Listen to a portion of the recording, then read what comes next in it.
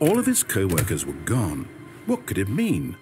Stanley decided to go to the meeting room. Perhaps he had simply missed a good bucket, a strong bucket, a humble bucket, a committed bucket, a bucket of culture and distinction. Stanley clutched the bucket tightly to his chest. This was not the correct way to the meeting room, but Stanley had felt the bucket calling to him, telling him that the employee lounge was simply the place to be. And here it was. Had the bucket turned out to be correct? No, never mind. The bucket was wrong. Stanley took the door on his left to go back to the meeting room. No, said the bucket. Don't go to the meeting room. Go somewhere else. The cargo lift, yes. Go there. Go to the cargo lift. Good, said the bucket. Now ride the lift all the way to the top. There's something up there I need you to do. Stanley did not question why or how this bucket was speaking to him.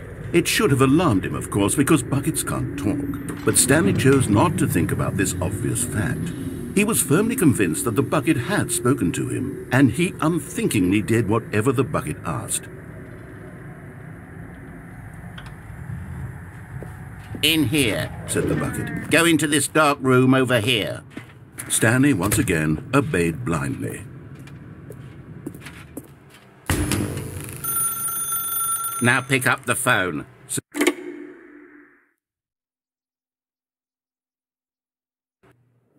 This is the sad story of a man named Stanley and his bucket. Once upon a time, I gave Stanley a bucket because I thought he was lonely and could use a friend. And then, very distressingly, he began to believe the bucket could speak to him.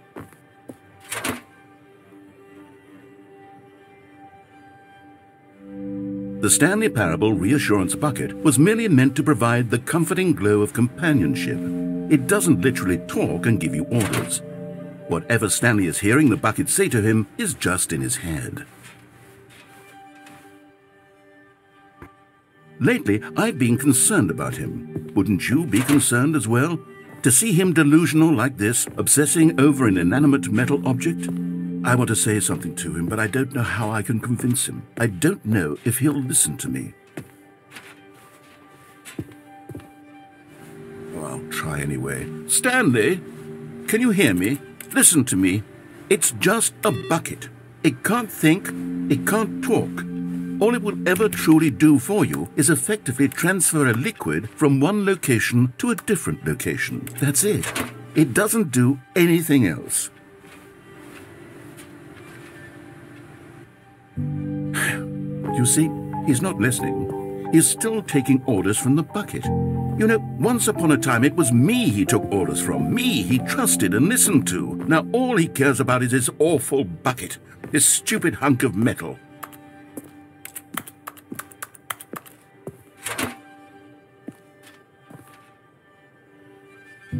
It's sad.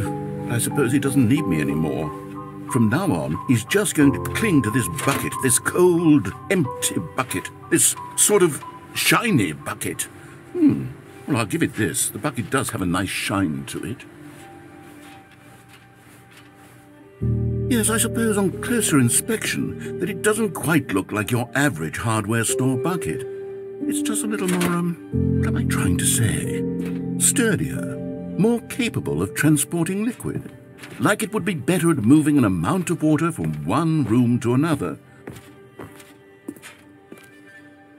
Oh my God, what am I saying? Better at carrying water from room to room. It's a bucket. It's literally just a bucket. Why do I feel some need to point out the ways in which it's so much more than just a regular bucket? Oh no, I'm having feelings. For the bucket. No. What's going on? Why do I want to be with the bucket? Hear what the bucket has to say. Do anything it asks. What's wrong with me? I don't understand. Perhaps, if I had the bucket, this would be less confusing. Yes, the bucket could tell me what to do in this troublesome situation. Stanley, give me the bucket. Give it to me. Give me the bucket, Stanley. I need it. Give it to me now. Give it, or I'll...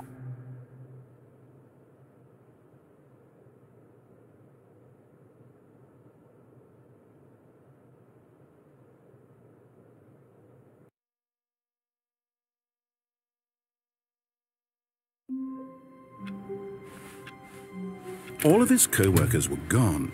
What could it mean? Stanley decided to go to the meeting room. Perhaps... the embrace of an old friend. A weathered companionship that stands the test of time. Stanley clutched the bucket tightly to his chest and entered the door on his left.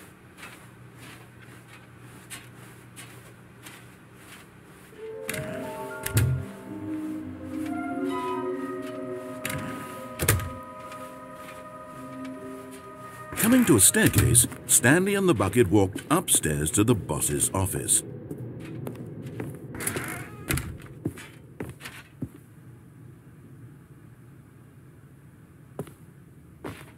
Stepping into his manager's office, Stanley was once again stunned to discover not an indication of any human life.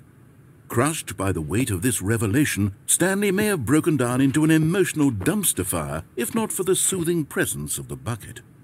Even now, in his darkest of hours, did the bucket's warmth and guiding light, but Stanley guessed the correct code by sheer luck. Was it that the bucket knew all along? Was the bucket guiding him? Yes, this is certainly the most logical explanation.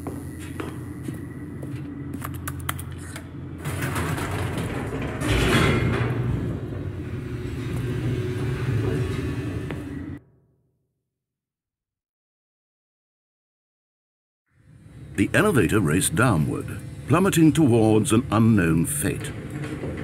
It would be all Stanley could do to keep himself together, if not for the bucket. Soothing him, comforting him, reassuring that in this darkest moment of uncertainty, he would be all right. The bucket is here for you, Stanley. Everything will be fine. Stanley and the bucket walked straight ahead through the large door that read, Mind Control Facility.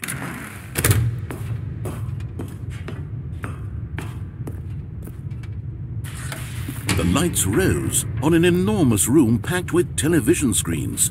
What horrible secret did this place hold? Stanley and the bucket both wondered to themselves.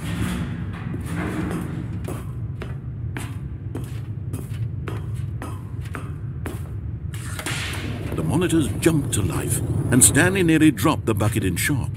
Everyone in the office was being videotaped, monitored like guinea pigs. The bucket had never seen anything like this, and it very nearly burst into tears as Stanley cradled it gently, reassuring it that everything would be fine.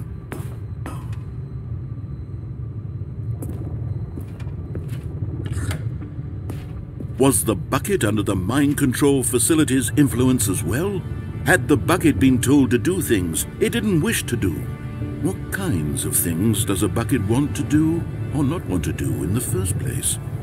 These questions raced furiously in Stanley's feeble mind.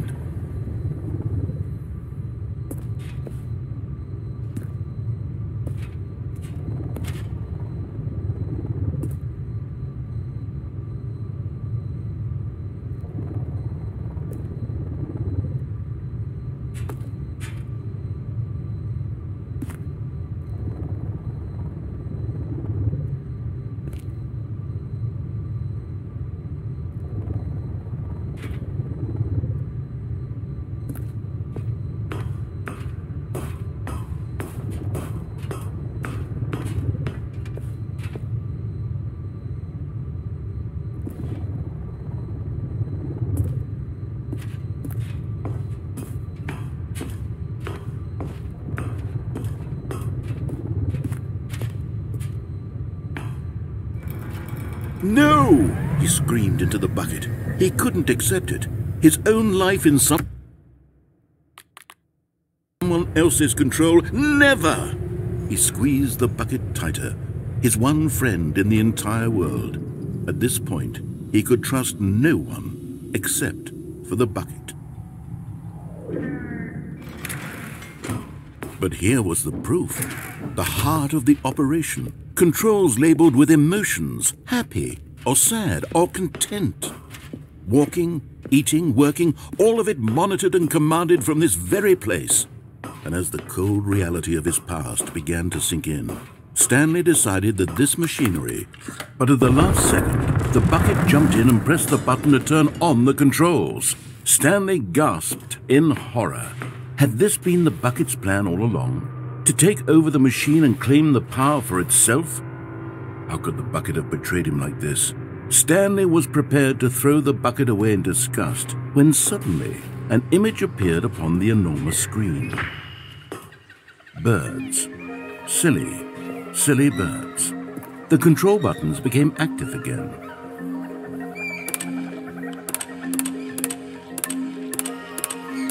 Stanley flipped through one video of silly birds after another, and then it dawned on him. This wasn't a mind control facility at all. It was a facility for monitoring and surveilling silly birds all over the world. The mind controls were only a facade to disguise its true intentions. Had the bucket known this all along? Stanley marveled at the metal genius in his hands, the one who had pointed him towards this incredible discovery. Stanley and the